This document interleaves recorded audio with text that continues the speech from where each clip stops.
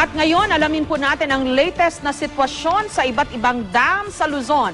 Makakausap natin live si Mr. Elmer Caringal, hydrologist mula sa Pag-asa. Magandang gabi po, Mr. Caringal. Magandang gabi, Jessica. Okay, kumusta ho ang lagay ng ating mga dam? Yung lamesa po as of 8 p.m. ngayon, meron na po lang siyang level na 8.44. Meron po siyang 29 cm deviation mula po sa kanyang overflow level na 80.15. Yun naman pong Ipo Dam, nakabukas na po pa rin po siya ng 2 gates, 1.5 meters. Yung pong kanyang total discharge ay may 200.6 centimeters, cubic meters. Yun naman pong Ambuklaw na nasa may bandang Itogon, Benguet, meron pa po siyang 3 gates, 2.3 meters, 350 cumex na discharge. Yung Binga, Binga, meron po siyang 4 gates, 3.5 opening, meron po siyang total discharge na 470 cumex. Yung pong San Roque, na nasa may San Manuel, Pangasinan, meron pa po siyang gate opening na 2 gates, 2.5 meters, at may total po siyang discharge na 640 cumex.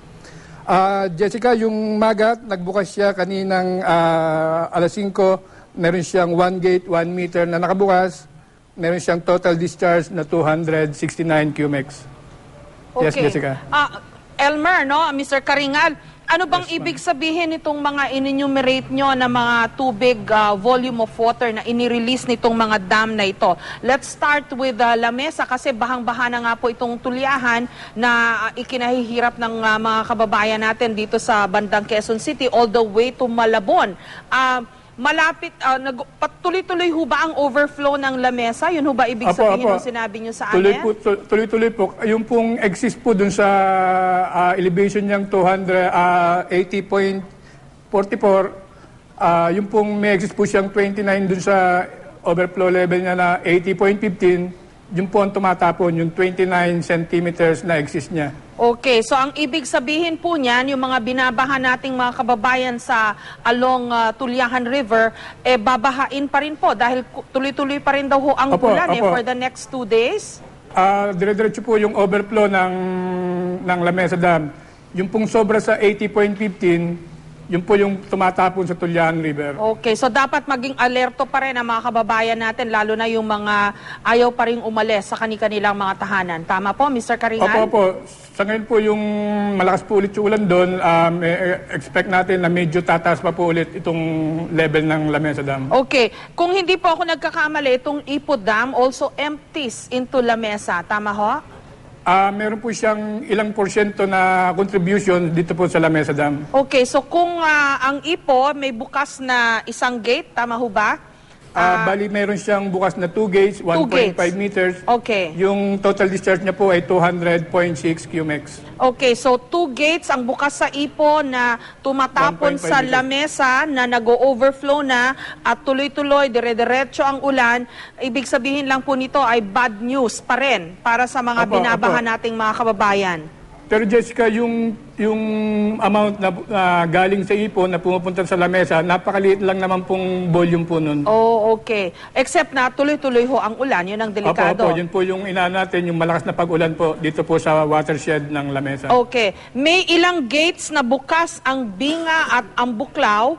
And from our past interviews, kung tama po yung pagkakaintindi ko, itong Binga at ang Buklaw empties into San Roque Dam sa may Pangasinan na dalawang gates na ang bukas. Ano hong ibig sabihin itong cubic meters na volume po na inireport nyo sa amin, Mr. Caringal? Bali yung nabanggit kong mga cumex, yun yung dun sa 2 gates, 2.5 meters na bukas po ng San Roque, yun po yung volume na lumalabas, yun pong 640 na cumex.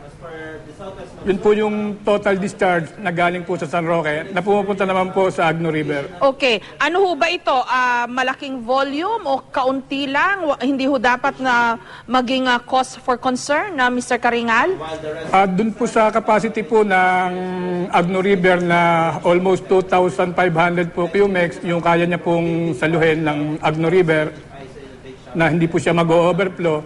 Yung pong 600 cumex na itinatapon ng San Roque papuntang Agno River, napakaliit lang pong volume nun. Okay. Kaya nga lang po, ma'am, yung medyo mahaba na po yung bukas ng San Roque, medyo nag-i-effect na po yun sa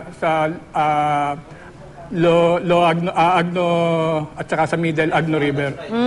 Okay, hindi dapat yung water volume na inire-release ng San Roque Dam, kaunti lang, hindi dapat mag-cause ng panic sa mga kababayan natin, pero Opo, tama dapat na ring ika-alerto, lalo na dun Opo. sa mga mababang portions ng Agno River. Tama po? Agno River po. Tama po. Okay, mabuti ho kayong magbigay ng advisory sa mga kababayan natin sa Pangasinan, Mr. Karingal.